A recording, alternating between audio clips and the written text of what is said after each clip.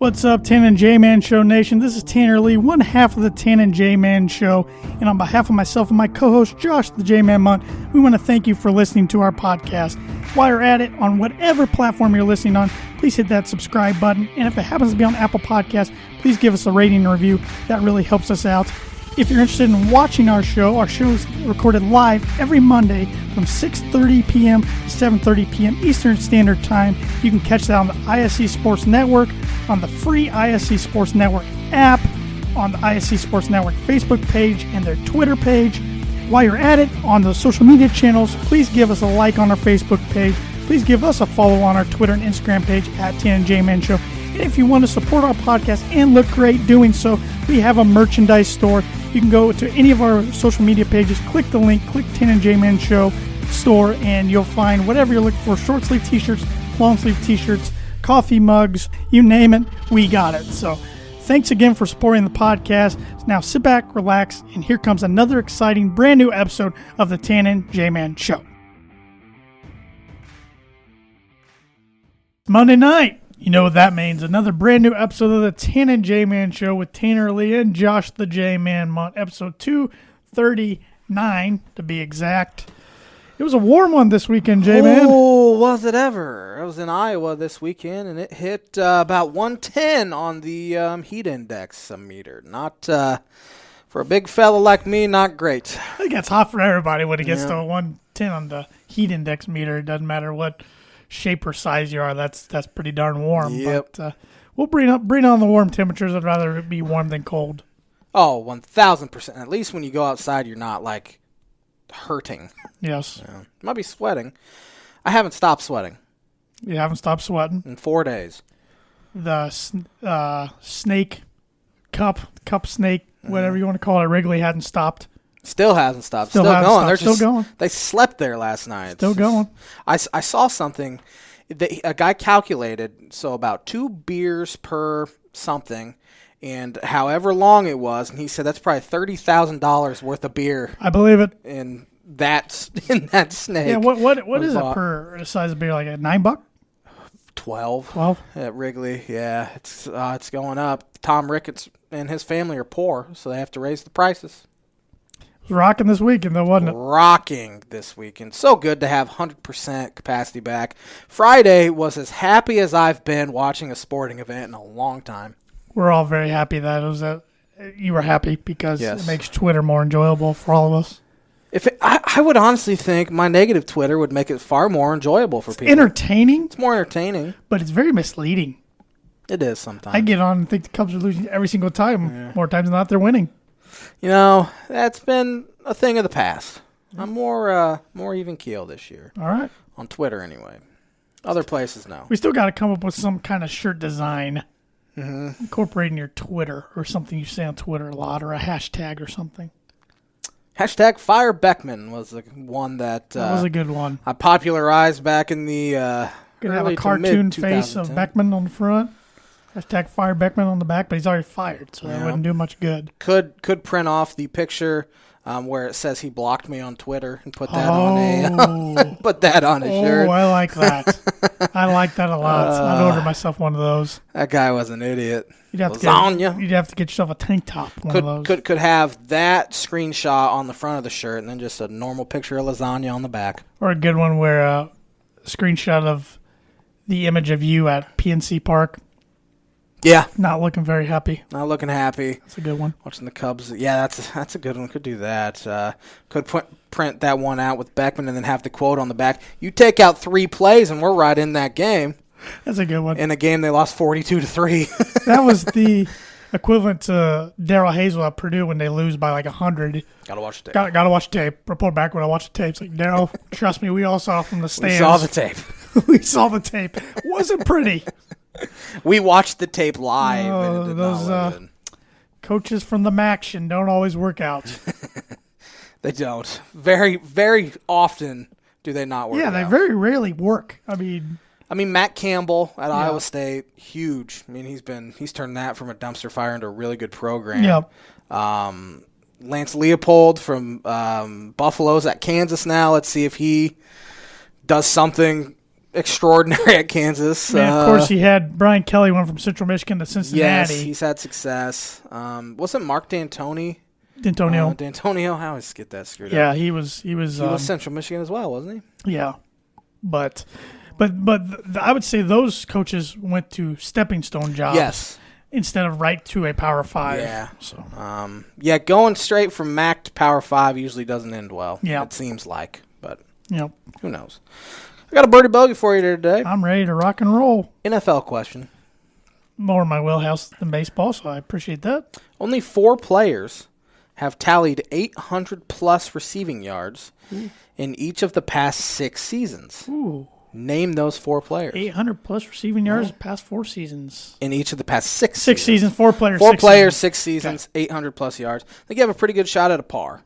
But name those 4 players. Birdie Bogey brought to you by Noble Gnome LLC for fresh, locally grown, nutrient-dense produce from Bryce and Katie Romine of Mentone, Indiana. Like them on Facebook, follow them on Instagram, and check out their website, noblegnomellc.com.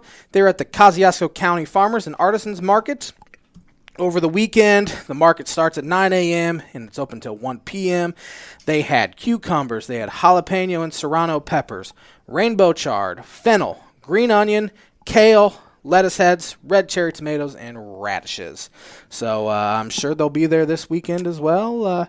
Go get yourself some veggies. Yeah, it's, of course, Father's Day weekend's coming up this weekend, too. It is. It is. I'm sure all fathers love vegetables. Majority of them probably do. Probably. I would assume. But what do you want to start with tonight there, Tito? Well, it's kind of, we've been starting with the same topic for weeks now, but let's keep it going with baseball. We kind of hit on it in the very beginning of the show, so I'll let you take it away for a little bit. Cubs had a very good week. Last week, you asked me, what would be your ideal record for this week? That I did. And I said probably 3-3 I'd be happy with. They got shellacked Monday night there in San Diego. It was a good word. That's fantastic just a word. fantastic adjective. Is that an adjective or a verb? It's a verb. Yeah. Pretty sure it's a verb. It's been a while since I took an English class.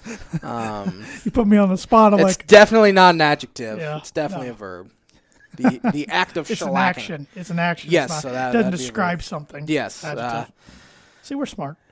Yeah, it's been 11 years since I have learned English words. I'm trying to get better each day, but today was not one of those Getting days. better ain't easy, J-Man. Anyway, they won the final 2 there in San Diego. I keep saying, or I keep guessing myself when I say San Diego, because I'm so used to screwing up the Chargers that I'm second guessing myself. But they are the San Diego Padres. Yeah, the Chargers and the Raiders have me all kerfuffled. Another good word. I'm a little flustered. But Cubs had a good week. They beat Yu Darvish on Wednesday in a game where the Cubs started a AAA lineup, but old Jake Arrieta matched him pitch for pitch after just getting whooped in San Francisco, where Jake Arrieta had food poisoning. Pitched really well through 5 scoreless innings there in San Diego, and as I said, they won Wednesday or Tuesday night as well. But then they came home and faced the St. Louis Cardinals, bitter rivals. Opening day 2.0 is what they called it there. 100% capacity for the first time all year. Beautiful weather. It was warm. Not a cloud in the sky majority of the day. It's just beautiful weather. The crowd was rocking. I mean, it felt like an absolute playoff game. People were standing on their feet in the 4th inning on a 3-2 count on a batter. Just so nice to have that 100% capacity again, especially at Wrigley Field. You knew it'd be rocking this weekend with it.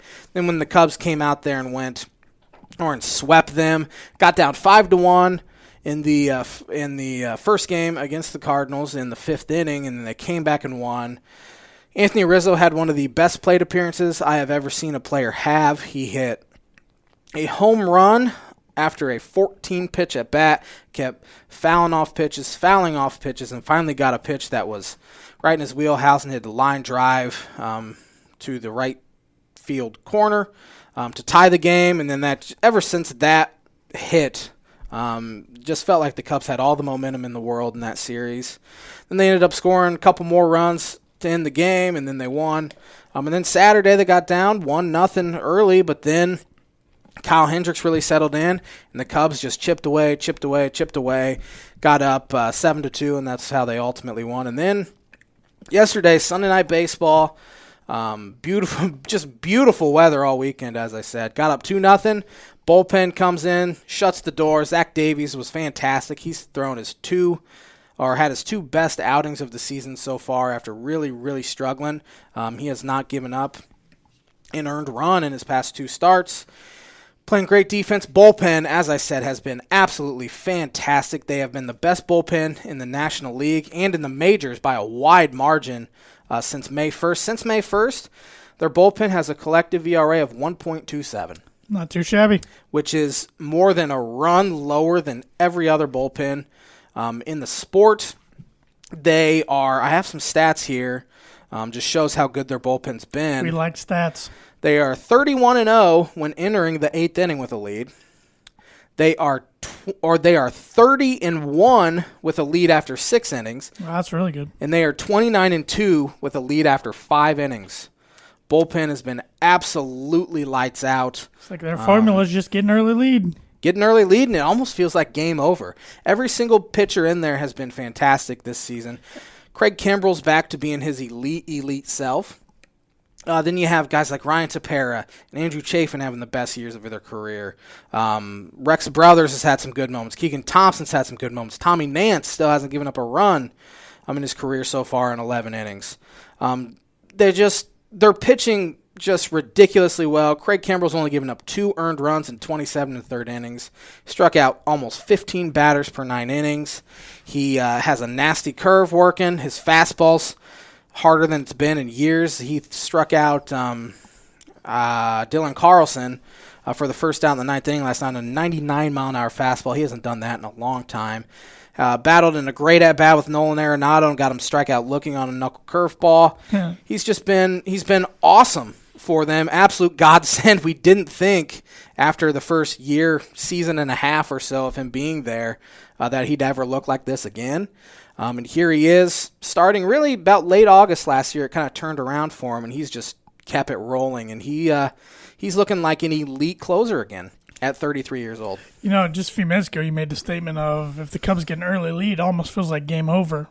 Have you ever been able to say that about a Cubs team before? Or is this? I have never felt good about a Cubs bullpen in my life until this year. I figured that was the answer. Now, the way my brain works is, well, they're due for a blow-up, so I'm just expecting it to happen time after time, and it just hasn't happened. I mean, Craig Kimbrell has a .66 ERA. Ryan Tepera's at 1.99. Andrew Chafin's at 1.91. Dan Winkler, not a fan of Dan Winkler, but his ERA is .79. Then Keegan Thompson, 2.01. Dylan Maples, 2.08. Tommy Nance, 0.00. Trevor McGill, 0.00. Rex Brothers, 3.05. Those are the guys in their bullpen right now. I mean, every single guy you throw out there, they're just getting outs. The rotation's been better. As I said, Kyle Hendricks has won each of his last 6 starts. His ERA is 3.01 over his last 8 starts. Zach Davies' ERA is down to 4.01, which is above league average. Jake Arrieta had a great start on Wednesday. Adbert Alzolay, unfortunately, has a blister issue, and he's on the injured list. And Trevor Williams is still coming back from an appendectomy, so they're going to have to kind of figure out some rotation things going forward. Alec Mills is going to start on Tuesday, it sounds like, in New York. He has not been good this year. He obviously threw a no-hitter last year, which is one of the most unpredictable no-hitters in the history of the sport. He's not very good, and he goes. It's almost like Philip Umber throwing that perfect game a few years ago. That was almost 10 years ago, by the way. Now seems like yesterday. Trade deadline's coming up here in about a month and a half. Starting pitching is going to be at the top of the list for him, as it is for a lot of teams as well. I would love if the Cubs made a deal earlier rather than later, because they need more innings out of the rotation. It seems like I'm saying it every single week. Starting pitchers are not going deep enough into games, and the bullpen's going to be worn out. However, the bullpen has proven to be so deep that it might not even matter. But they need another rotation piece, especially heading into a potential playoff series. Of course, we have a long way to go before we can even talk playoffs. But right now, we're talking about playoffs. So we can win a game. I would say the Cubs have been one of the surprise of baseball so far. Yeah. And, I mean, they obviously had the talent to be really good. But after what's happened the past couple of years, they won the division last year, but then had a really awful 2 games in the playoffs against the Marlins. Guys are getting older. It's contract years for Rizzo, Baez, and Chris Bryant. No one really thought they'd be all that good, and so this is, I would say, the most fun I've had watching them in probably 3 or 4 years. I would say I'm pretty confident that one of your bold predictions is going to become wrong here in the next month and a half. I said Chris Bryant would be traded by the All-Star break. Wasn't even the trade deadline, and there's no way the Cubs will be completely out of it by the All-Star break.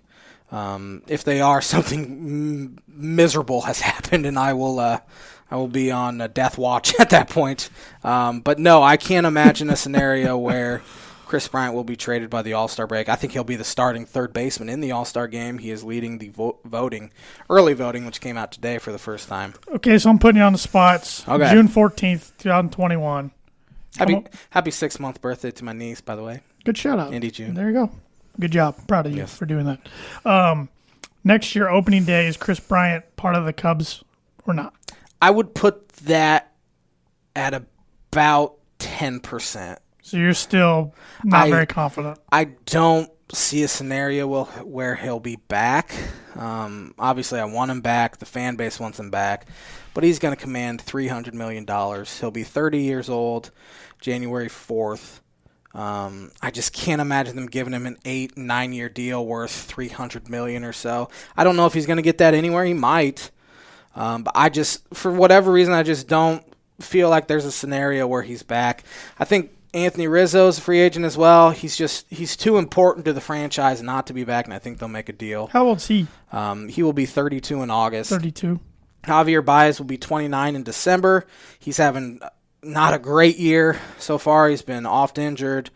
He's still in the bottom of the ballpark, but he's struck out 85 times, walked 7. Yeah, he goes swinging, doesn't he? He has a .271 on base percentage this year. As I said, he's still hitting the ball to the ballpark quite a bit and playing solid defense. But I don't see him being back either. It's going to be quite the transitional offseason with the Chicago Cubs. They'll have more money to spend, of course, because a lot of those guys won't be back. Yeah. But it'll be a really interesting offseason, really for the first time in like 4 years. It'll be an offseason where there will be quite a few changes, I think. But still getting good production out of guys like Patrick Wisdom, who hit another home run in San Diego. He has 8 homers in 19 games. Sergio Alcantara's been fantastic since coming up, since I think he came up for David Bogey when he separated his shoulder. He has 9 hits so far. 7 of them have been extra base hits. He's making contact. He's not chasing out of the zone. He's been really, really good and should be their starting second baseman going forward until Nico Horner comes back. And who knows, maybe Alcantara is even better than Nico Horner. I do not ever want to see Eric Sogard in the lineup. I could tell by your Twitter. Not like him. Yeah. He's not just part of his fan club. He's not good. Another guy who shouldn't be part of any sort of lineup is Jason Hayward. He's hitting 172. Completely forgot about that guy. He's hitting 172, on base percentage of 255, a 310 slugging percentage, OPS plus 100 is major league average. His is at 59. That is 41% below league average. How old is he now? He'll be 32 in August. I thought he's older now. He's a day younger than Anthony Rizzo. Wow. Yeah. Wow. So they're the same age, and his contract's obviously absurd. But we're getting to the point where you can't be worrying about the contract. You got to put the best players out there. Right. Jason Hayward's not one of the best eight position players right now. Ian Happ needs to start hitting again. Jock Peterson's been really good here lately, and he's giving them some really good at-bats in the bottom of the ballpark. He has that infectious personality that you like having in the clubhouse. He's growing this wispy, terrible mustache. It's kind of been a morale booster. He's giving chest bumps to guys after they hit homers. He's just been a really good pickup so far. And I couldn't imagine a scenario back in 2016 where I'd ever like Jock Peterson, but here we are. You probably already hit on this guy, and I probably wasn't paying attention, but how's Wilson Contreras doing this year? He's been up and down. He's leading the National League in homers from the catcher position. He has 11 of them. Only hitting .237. His on-base percentage is still solid, right around. It's a little above league average. His OPS plus is 16% above league average. Need more out of him. Another thing they really need to try to find coming towards the trade deadline is a backup catcher. Because Wilson's playing almost every single day. He's going to get worn out. He's had hamstring issues in the past. He's missed quite a few games with pulled hamstrings. I mean, their current backup catcher, he's actually on the injured list, is P.J. Higgins. He's 1 for 23. Just have the manager put so on far. the old Seriously, he'd probably provide more production. Equipment. I mean, they signed Austin Romine to be their backup catcher. There's a name from the past. He's only had 9 at-bats this year. He's been injured every other time. They had Tony Walters, who's 3 for 24. Their backup catchers are bad. Their current backup catcher is, I think it's Jose Lobaton, who's most famous for getting picked off by Wilson Contreras in the Game 5 of the 2017 NLDS there in Washington in the 8th inning. He wasn't from second base, was it? Wasn't from second base. Knew you were going to bring that up, and I'm already regretting talking about that. You walked yourself right into it. I did. Here's a really dumb question, I think, coming from me, but I've wondered this for a while. Why do we not see catchers that are power hitters? It just never happens. It's happened more so. It's happened more so recently than it has, because for years, 100 years, it was our catcher's going to be a defensive first. We're going to throw well. We're going to catch guys stealing. We're going to pitch frame. We're going to block balls. It's just, for whatever reason, they never hit for power. Buster Posey, it seems like he's a power hitter. He only has 2 seasons where he's hit over 20 homers. Yadier Molina's not a power guy. JT Realmuto has some power. I would say Gary Sanchez has power. He just can't make contact majority of the time. Sanchez is a guy that can hit the ball of the ballpark. Wilson Contreras has probably some of the most power, if not the most, in the National League. It's still a defensive first position. It's changed a little bit over the past couple of years, as I said, but still, I would say they gravitate that makes sense. towards It's just defense. always weird to me. It's like, why? I mean, you think one guy every now and then might just be a slugger. Hit 40 homers. Yeah. It just never happens. It's really, really odd. It is interesting as far as defense goes. For years it's been all about catcher has to have a good arm, good arm. Now that's kind of gone by the wayside, and they're like, we need a guy that can frame pitches. Sure. Steal strikes. If guys steal bases, who cares? As long as we steal strikes, we'll be all right. But, yeah. This week, Cubs have the Mets for 4. Tonight they face David Peterson, who the Cubs hit around pretty good there in their first start against him in April. He only went 3 in the third innings, gave up 6 runs. Only 3 of those were earned.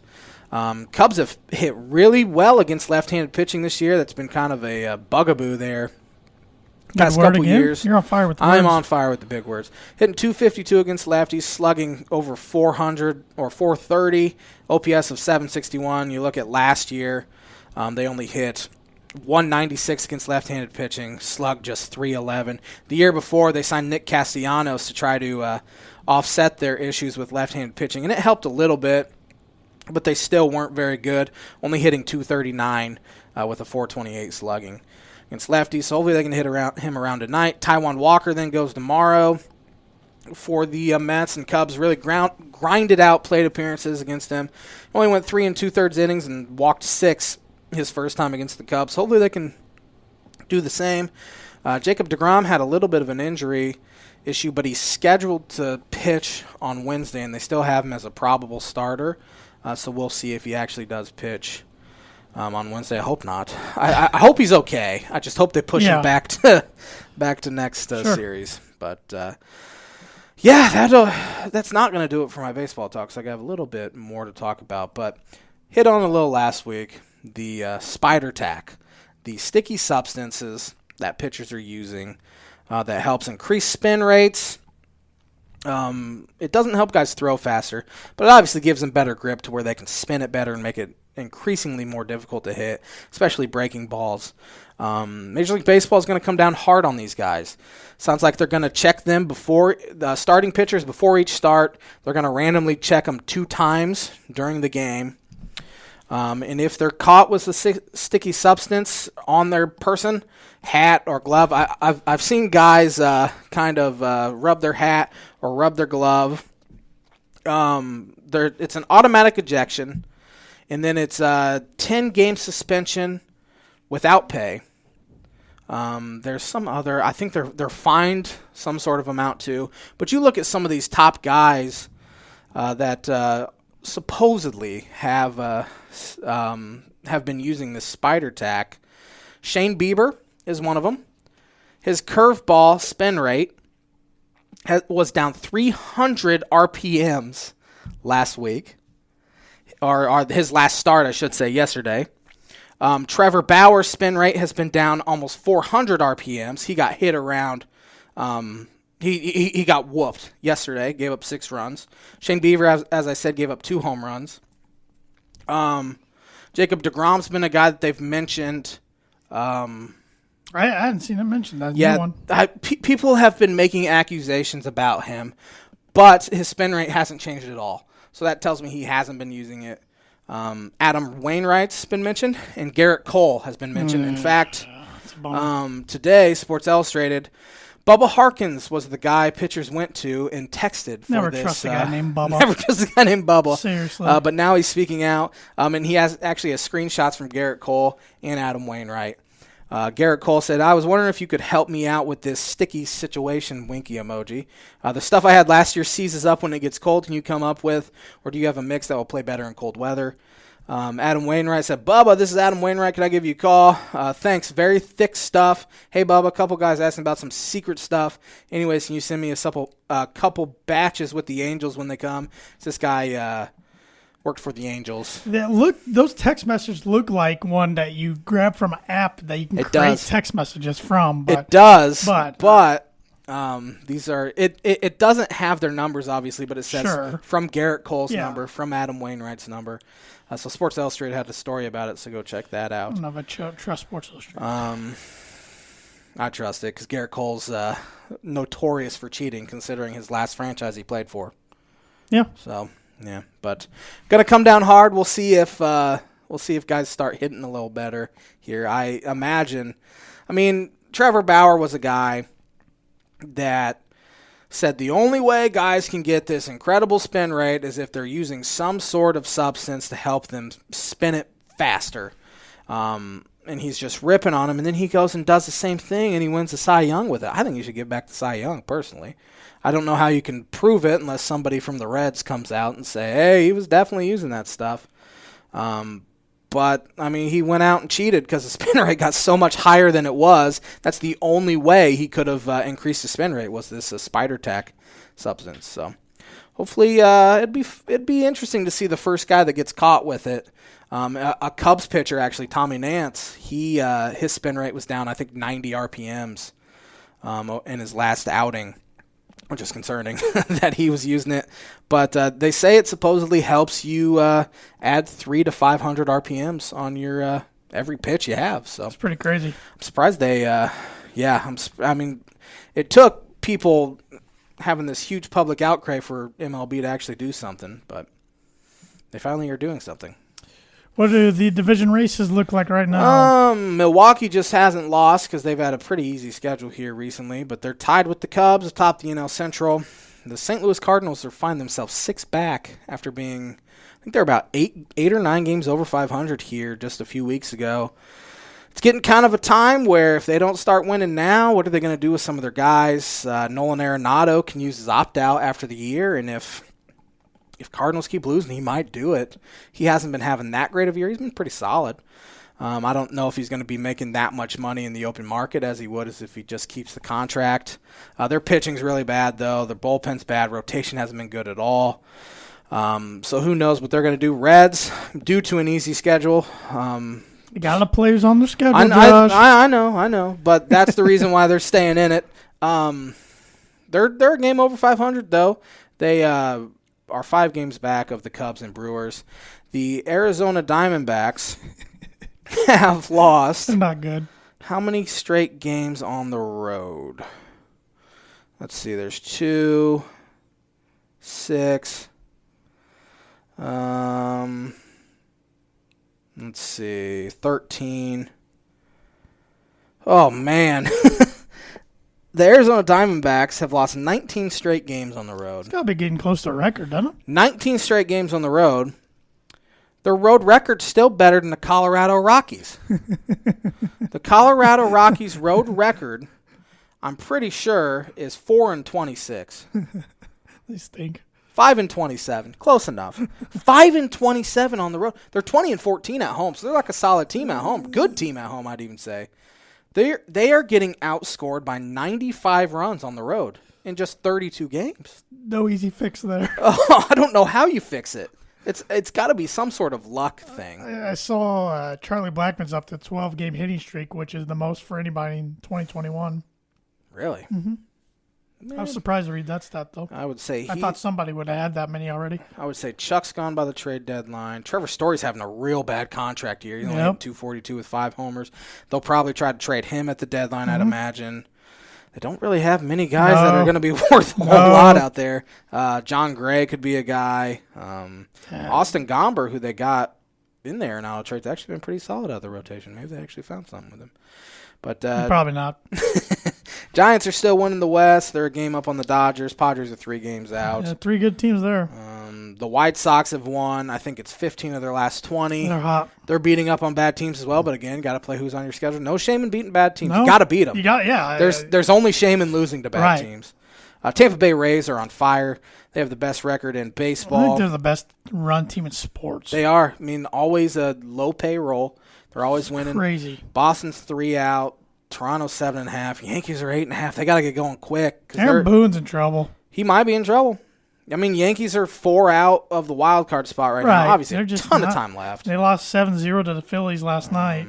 Or yesterday got shut out by Aaron Nola, excuse me. It's not playing well. It's just not clicking. I don't know. Yeah, something's afoot there. I don't know if there's a divide in the locker room. It's hard telling. They keep things pretty secret there in New York. Somehow. The Mets are winning the East. They're 3 games up on Philadelphia.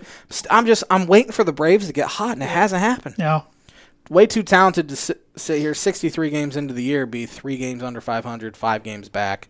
Mets are a good team, don't get me wrong. Sure. But I just think Braves are head and shoulders above where the Mets are. So I think that's all I got. You got anything else? No. I just let you roll with it. What do you want to do next? We'll talk a little NBA. Sure. NBA playoffs. I think I got my bucket correct. I don't remember what your bucket was. I think I said the Suns would sweep the. I didn't say sweep. I said they'd beat the Nuggets, but we didn't. I didn't think it would happen before Monday's show, so we wouldn't know. But I ended up getting it right. Suns in 4 pretty easily. Yeah. The Nuggets just ran out of steam. I mean, before the playoffs started, I kept saying if they had Jamal Murray healthy, they might be able to make it out of the West. But even with him healthy, I don't think they were going to get past the Suns. Suns are rolling. Chris Paul's rolling. Yeah, he had 37 last night. It's been incredible this series, this playoffs. Yep. Suns, man. Western Conference Finals. I love it. Love the parity. I hope the Jazz get out and it'll be a Suns or Jazz. Oh, they need to win. Tonight. I think that might go 7. Is that game 4 tonight between those two teams? Yes. Check. Yeah, it's a big one tonight. Utah's up 2-1. They need this one, but the Clippers are 5-point favorites. Yeah, it's in L.A. It's at the Staples Center. Yeah, but Jazz and Suns would be fun. Yeah, I mean, 2 young rosters, too, with 2 really – I mean, Devin Booker's a star. Yep. Donovan Mitchell's a star. That'd be fun to watch. I'd enjoy that so much more than watching Paul George and Kawhi Leonard like we do every year. Right. And then in the East, Bucks have managed to come back and tie that. Fiserv Forum has been rocking the last 2 games. They looked really good. The Nets have been without James Harden. Yeah. And it sounds like he's not going to be back until maybe Game 5. Kyrie Irving will not play Game 5. They have some injuries. I don't know. These guys are not that old, and they're always getting hurt. I don't understand it. Steve Nash still looks weird on the sidelines to me. I can't get used to it. Yes. For one, he looked weird playing the game. Because he just doesn't look like a basketball player. Fella. He looks more like a coach than he does basketball player, but still, it's kind of strange. I think the Sixers go up 3-1 on the Hawks tonight. I agree. The Hawks stole Game 1, but Sixers are 3-point favorites in Atlanta. Yeah, Hawks. Yeah, Trae Young's really good. I read today that the NBA is going to look into stopping guys like Trae Young and James Harden from like flopping their body into a foul while they shoot because they go sideways into guys. Harden lives at the free throw line. That's a trait that's translating over to the college game too. We're seeing more and more players do that and get calls. Yeah, they need to stop blowing the whistle for it. Right. It's getting. You can tell pathetic. when a guy's, inadvertently doing it. Mm-hmm. MVP of the league kicked out last night. Yeah. In Game 4. What a soft call. Soft call. He was. He probably shouldn't have done what he did. He shouldn't have swiped aggressively like that. But didn't hit him in the face. I didn't think. But I will say, in his defense, at least he was making an effort to do something to the ball. Whereas like LeBron or a lot of these other high talented superstars, they would have been over complaining to the ref. Yeah, about something. Yeah. Especially LeBron. LeBron, if something doesn't go his way, he does not hustle back. He whines to the ref the whole time. He cherry picks, and then he gets the point. Yep. Jokic was at least trying to get the ball back. But he swiped down a little too hard, maybe made contact with the guy's nose. It was real close. It wasn't a hard foul either. It was a foul, but it wasn't a hard foul to the point where I didn't even think it deserved a flagrant one, and they kicked him out. Yeah. And he was the MVP. Kicked him out at home. At home. MVP, yeah. They probably weren't coming back to win the game anyway, but, that ended all shot they had. They had no shot after that. So, pretty pathetic. NBA's gotten softer and softer and softer and softer and softer. That's why it drives general fans away. Yep. I cannot stand the NBA anymore. Too many egos. It's not my thing. One piece of NBA news that did happen since we did our last show. The Pacers looking for a new head coach. Yeah. I don't even remember the guy's name. Nate, I can't pronounce his last name. I'm not going to try. He was 1 year, one and done. He split the locker room. Yep. He lost the locker room. He's a younger guy. He lost the locker room. He wasn't going to get it back. Now they said they're going out searching for a veteran head coach, which they fired a veteran head coach who's now still in the playoffs with the have Atlanta a process Hawks. of firing veteran head coaches. After it doesn't work. And it sounds like they think they're good enough to be continuing in the playoffs to where they don't want to rebuild. If they wanted to rebuild, maybe he would have been kept around. But they, they think with a healthy roster, which the Pacers definitely didn't have this year, they should be contending up towards the top of the East. Are they that good, though? I don't think so. I don't think so either. I think they're good enough to be like a 4 or 5 type of seed, but I don't see them ever now getting to a point where they're a 1 through 3 seed. They have to tank for a little while and get better draft picks. We're talking about a roster of T.J. Warren, Malcolm Brogdon, Sabonis, Turner. It's a solid roster. Why am I blanking on guys? I'm blanking on a couple others. I just can't think off the top of my head. But, they got a solid 6 or 7 man core, but it's not better than Brooklyn or Milwaukee or Philadelphia or Atlanta. I hate, and LeBron started this as well, the super teams. Yep. Harden and Durant and Irving teaming up. And you can make an argument that Boston technically started it. Yeah, I guess they did. LeBron really made it Bosh come out to the. Yeah, I guess. Yeah. By Garnett, Allen, Pierce. Yeah. You can definitely make that argument. But Pacers. I don't know. Like part of me, I think Terry Stotts would be a good coach, but they've done the Portland retread and Nate McMillan before. But Stotts is a different one for me, just because he's had so much success in Portland, where McMillan didn't. He was helped by having C.J. McCollum and Damian Lillard and Myers Leonard there in Portland. But he can obviously coach, right? I don't know if there is an exciting hire really out there though. Is there though in the NBA? Not really. I honestly, as a general fan, it would take an exciting hire to get me bought back in. One that would until the Sox come back, get people talking about the Indiana Pacers is if they hire Becky Hammon. That's who our friend Aaron Lynch wants. At the very least, she's very, very qualified to be an NBA head coach. It would get ESPN, publicity, and TNT, and all of these huge outlets talking about the Indiana Pacers for the first time in almost a decade now. Yep. Closing on a decade. Yep. So, again, she's a very good head coaching prospect, Yep. and the publicity that comes with it would be a home run. She is interviewed with the Blazers and the Heat and the Magic. Not Heat, Blazers and Magic the past week. So, but their description of what they're looking for, she doesn't meet. Yes, she doesn't meet the experienced veteran head coach. I don't know. I have no idea. And, I mean, they say they want that, but sometimes veterans not good. Right. Sometimes inexperience is far better. Right. She's learned under one of the greatest coaches ever in Greg Popovich there in San Antonio, so who says she couldn't do the job?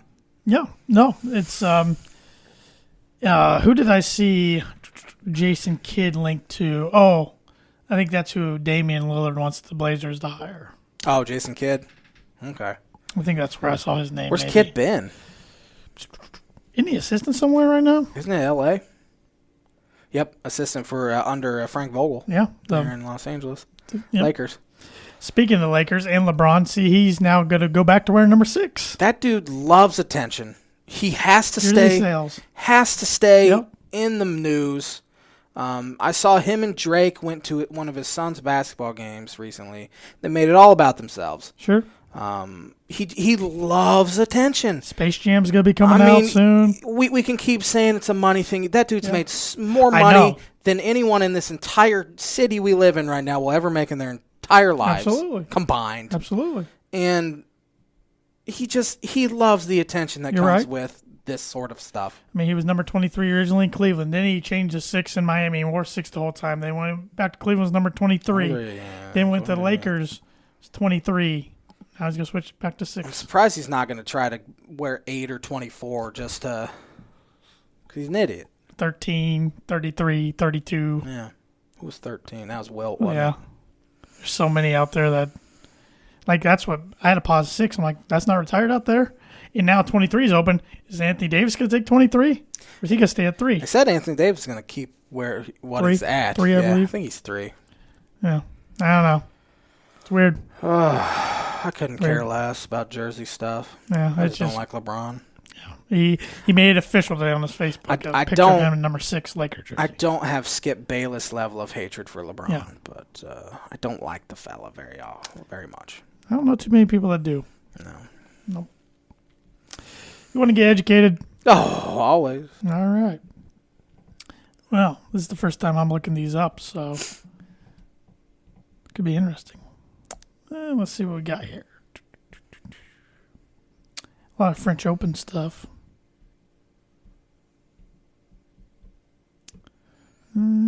Help if I hit the button to give me more options here. On this day in 1933, the MLB's Lou Gehrig and Joe McCarthy were thrown out of a game. McCarthy was suspended 3 games, but Gehrig wasn't, so he continued his streak at 1,249 games.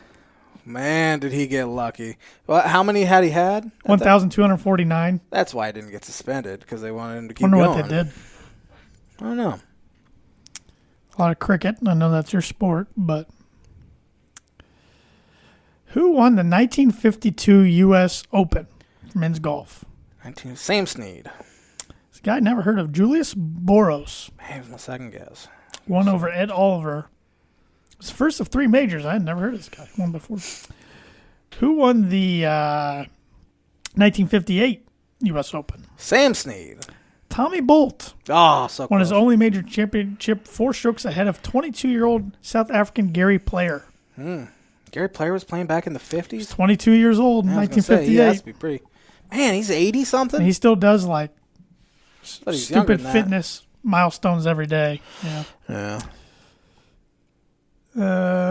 Let's see here. On this day in 1963, New York Met Duke Snider hit his 400th home run of his career. Hall of Famer. On this day in 1969, Oakland A's Reggie Jackson got 10 RBIs one game as the A's beat the Red Sox 21-7. Also a Hall of Famer. On this day in 1974, the Angels' Nolan Ryan struck out 19 Red Sox in 12 innings. It's another Hall of Famer. 12 innings. Man, they were built different back then. He was built different, that guy. On this day in 1975, French Open women's tennis saw Chris Everett beat I was going to say Chris Everett. Martina Navratilova. There you go. To win her second of 7 French singles titles. On this day in 1979, New York Giants' Willie McCovey hit his 513th home run, which is an NL lefty record. They call that McCovey Cove out there in San Francisco. He obviously didn't play at that ballpark. Which is interesting. They called it NL lefty record, Barry Bonds. At the time, that was definitely the NL lefty record. No, that's what they should have worded. They should have worded it like that and make it sound like it's still. They sometimes do that. Yeah, this site, darn site. Who won the NBA championship on this day in 1987? 87? That's probably one of 2 teams. You were right. I'm going to go with the Celtics. Lakers beat the Celtics 4-2. Got a 50-50 shot there. On this day in 1989, Nolan Ryan, on this list again, became the second pitcher to defeat all 26 teams. How many teams are there now? 30? Yeah. Do you think there's anybody in the league that's beat all 30 teams? Sure there is. Greg Maddux, maybe? Verlander, maybe? Like in the league now. In the league? Verlander would be a good candidate. John Lester would be probably a pretty good candidate. Older guys. I don't know. I can't think of any old pitchers now. Kershaw, who knows? He might have. Yeah. Who won the NBA Finals on this day in 1990? 90? That was Bulls, wasn't it? Nope. Lakers. Nope. Pistons. Yep. The Pistons won back-to-back, beating the Trailblazers 92-90 in Game 5. I literally just saw a few days ago that it was on that day the Bulls won their first against the Lakers, and that was like 91, I believe. MVP was Isaiah Thomas. Who won the Finals on this day in 1992, the year we were born? Bulls beat the Blazers 97-93 in Game 6 for back-to-back titles. Michael Jordan MVP for the second straight year. You're kidding me. Who won the Stanley Cup final on this day in 1994? 94, that's got to be the Canucks. Were they a team then? They actually lost in the Stanley Cup finals. Oh, man. To the New York Rangers. The Rangers ended their record 54-year championship drought. I'm disappointed you guessed the Canucks, though, because almost every time I talk hockey, I mention how the Canadians, the last Canadian team to win the Stanley Cup in 93. I get the Canucks and Canadians mixed up. Who won the NBA Finals on this day in 1995? Rockets. Rockets swept the Magic in 4 games. Birdie. Who won the NBA Finals on this day in 1998? Bulls. Bulls beat the Jazz 87-86 in Game 6 to win their 3rd consecutive title in 6th in 8 seasons. Michael Jordan MVP for the 3rd straight year and the 6th and final time. I think I finally passed you in Birdie Bogey. On this day in 2000, Greg Maddux made his 387th putout, breaking Jack Morris's career record. He won like 16 straight Gold Gloves or something stupid like that. Who won the NBA Finals on this day in 2007? 7? Is that the Miami Heat? San Antonio Spurs. The Heat the year before against Dallas, 2006, were they 8? I think they're 05. I thought the Pistons were 06. Pistons were 04 or 05. They swept the Cavaliers. Who was the MVP for the Spurs that year? Manu Ginobili. Tony Parker. Wow. Who won the NBA Finals on this day in 2009? 2009, that was the Lakers. Lakers beat the Magic. Orlando, yeah. Kobe? For the franchise's 15th NBA championship, Kobe was MVP. And that is going to do it for today's On This Day, which is brought to you by, like it is every week, Proforma Print House. If you're looking for a trustworthy, dependable resource for your next trade show, company picnic, or sales meeting, Proforma Print House has over 50 years combined experience in promotional products and commercial print. They strive for fast and efficient response to all your print needs. You need to look no further. Let them be your one-source print promotional company by giving them a call today at 574-210-3815. This episode is brought to you by The Damn Landing. Whether you want an epic burger, hand-tossed pizza, hand-breaded tenderloin, seafood, craft beer, or a handcrafted cocktail, Damn Landing is the place to be. The Damn Landing is a bar and grill located on beautiful Lake Manitou. Focuses on freshness and quality. The Damn Smoke is here every single weekend, which features barbecue and steaks. In addition, you can wash it down with one of their 16 beers on tap, including a constant rotation of today's best micro brews or domestic flavors. Taking the fantastic views of Lake Manitou on their beer garden or outdoor bar area, whether it be boats or wheels, the Damn Landing is the place to be, located at 1305 Ewing Road in Rochester. Ate there one day last week. Nice. Good The stuff. outdoor patio. Good stuff. And this episode of the TNJ Man Show is also brought to you by Circle 15 Golf. Circle 15 Golf is a brand focused on bringing tour quality products and experience to the everyday golfer like the J-Man and myself. Sir. It's built on 25 years of tour experience, featuring the Genesis glove, the most durable and comfortable glove available, and the patented Glove Hub, the first and only glove humidor on the market. Find those products and more at circle15golf.com. And Father's Day is coming up this weekend. If you're still looking to get your old man something, if your old man's a golfer, they got a great Father's Day bundle sale going on right now. You can get a Circle 15 white camo flex fit hat, the Genesis glove, and a glove hub, all for a bundle of $59.48. They also got the same bundles with black snapback hats, Circle 15 desert camo flex fit hats, black camo flex fit hats, black flex fit. All kinds of options of hats with the Genesis glove and a glove hub. Of course, they have different repair tools and ball markers as well. So circle15golf.com is where you can find all those products. And I had multiple guys over the weekend. I was wearing my Circle 15 glove and got out my glove hub. And they were asking me, is that glove really as comfortable as you say it is? Yes. So I'm not just BSing you. This is the most comfortable glove I've ever worn. And in the glove hub, I'm like, this thing really works. My golf league partner on Thursday nights, he took an old crusty golf glove he'd had for years, put it in that thing for about 2 weeks, softened it right up. Wow. It's amazing. So get your old man some Circle 15 stuff. Yes, sir. U.S. Open is this weekend. It is. Very few minutes to talk about it, but well, before we do that, I better get the word association this week, since we do have a sponsor for that, which I will let you all know before I read the word association, that the word association segment is brought to you by Rhett Lee, attorney at law. Rhett Lee and the law office of Andrew Key, LLC, are located at 206 4th Street in Logansport, Indiana.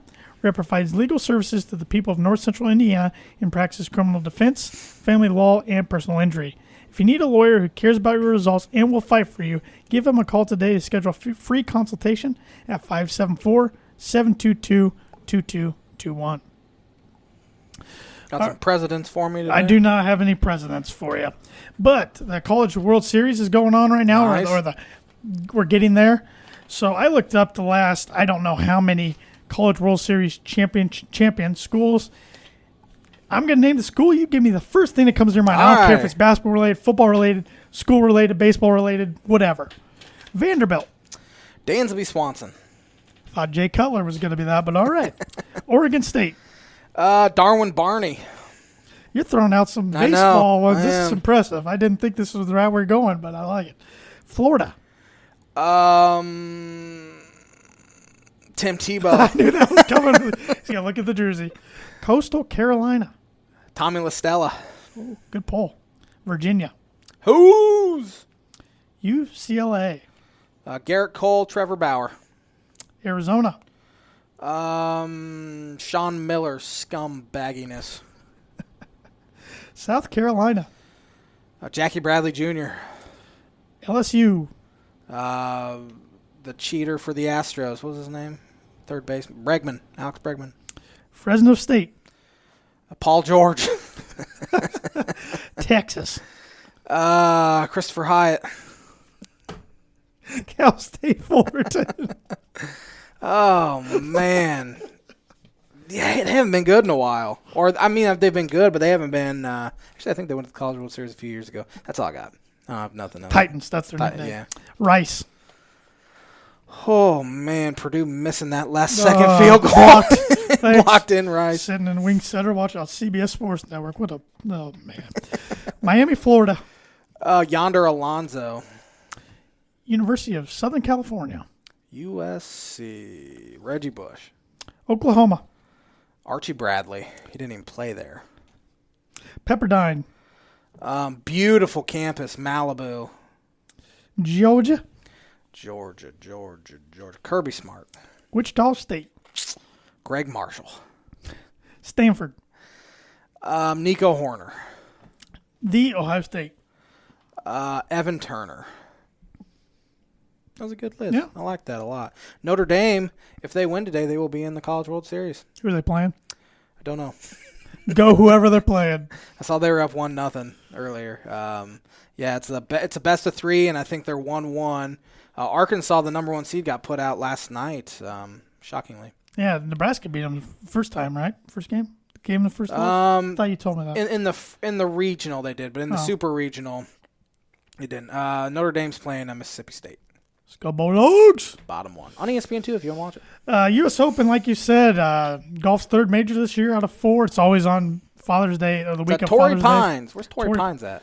San Diego area. Nice. Great one for the golf fan. I love when the majors are on the West Coast because they're on to like 10 o'clock. Oh, yeah. It'll be on NBC. All the big names. Well, not all the big names. Most of the big names in it this week. Is Ricky Fowler really a big name anymore? Yeah, he's still a big name. He's a big name. I'll give you that. He was one stroke shy of making the playoff for that qualifier, but he just didn't get done, which is too bad because he's starting to play better. He just got to get in these tournaments, which he doesn't have to qualify for anymore, I guess. But anyways. A lot of big names in it. The betting favorite is Jon Rahm in Vegas right now. Pretty easily. He's out of quarantine, I saw. He's out of quarantine. He's won here in the past. He was going to win the Memorial 2 weeks ago when he came down with positive with COVID. And the other favorites, of course, you got Bryson DeChambeau up there, Dustin Johnson, Xander Schauffele, Brooks Koepka, Jordan Spieth, Patrick Cantlay, Tony Finau, Rory McIlroy, Patrick Reed, Justin Thomas, Colin Morikawa, Victor Hovland, Tyrrell Hatton, Louis Oosthuizen, Scotty Scheffler, Abraham Ancer, Paul Casey, Shane Lowry, Hideki Matsuyama, Will Zalatoris, and a little bit down the list, you got the PGA champion, Phil Mickelson. So, J-Man, who are you picking? This will be the J-Man's book of prediction of the week. Color me shocked. Rory McIlroy will win this tournament. I bet he doesn't make the cut now. He's the 5th betting favorite I saw earlier today. Yeah. He will absolutely win this tournament. Has he won a U.S. Open before? Yep. Masters is the only major he hadn't won. That's right. He's won 4 majors, but he hasn't won one since 2014. He's in a slump. It's his time. It's his time. J-Man's Book Prediction of the Week brought to you by Indiana Farm Bureau Insurance Agent Travis Watering. For life, home, auto, renters, business, workers' comp, and farm insurance, contact Travis at 219-869-4561. His email is travis.watering@infb.com. It's always a fun one to watch. It's fun to hear the players complain at the USGA for setting up way too difficult. I was going to say they like it right around even. Right around even. If it's got to go one way or the other, they'd rather be over par. So the rough's got to be foot high. You think I'm maybe not quite a foot, but it's going to be pretty darn high. The green's going to be fast. I don't know what the weather's supposed to be like out in San Diego area. I'm sure it's supposed to be beautiful. But I'm going with a pull this week. Ooh. I'm going with, I don't even know where he is on the betting odds. But Cameron Smith, the Australian, the Aussie, it's plus 5,500 odds.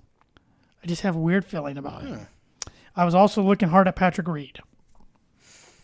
So, but Cameron Captain Smith, America. I'm going away from my usual Bryson DeChambeau book it pick. Yeah, the book is your thing. Right. I'm good. I was going to let you have one. But... I'm not confident enough in Cameron Smith to book it, but I just got a weird feeling about that one. But I went with Victor Hovland in PGA, and he was good for about a round and a half. Then the train came off the rails. So I like it. Hit me with that birdie bogey question again, because honestly, I do remember it. I can't lie. I was gonna say I don't remember it, but it just popped in my head.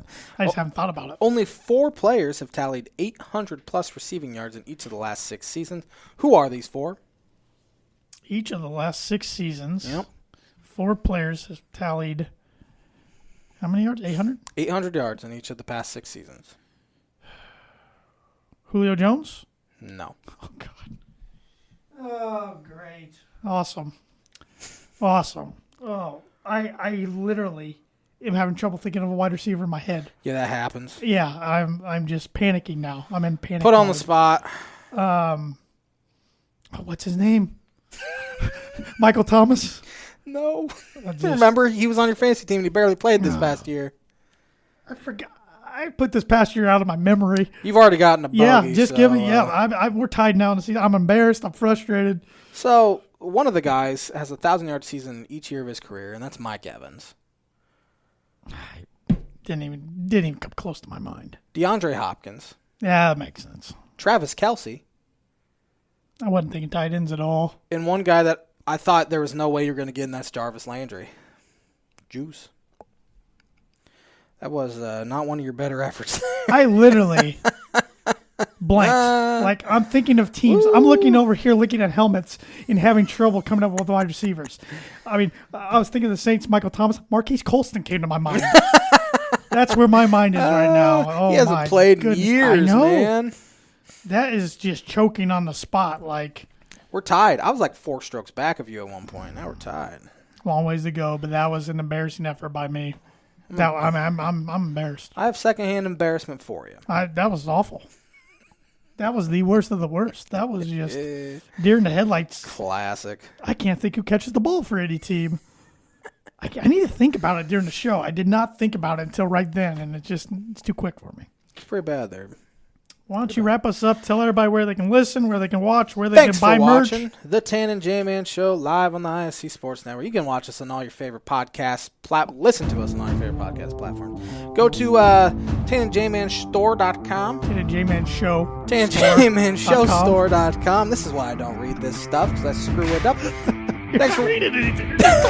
Thanks for watching, everybody. Have a great week. We'll be back at it next Happy early Father's Day, everybody. Episode 240.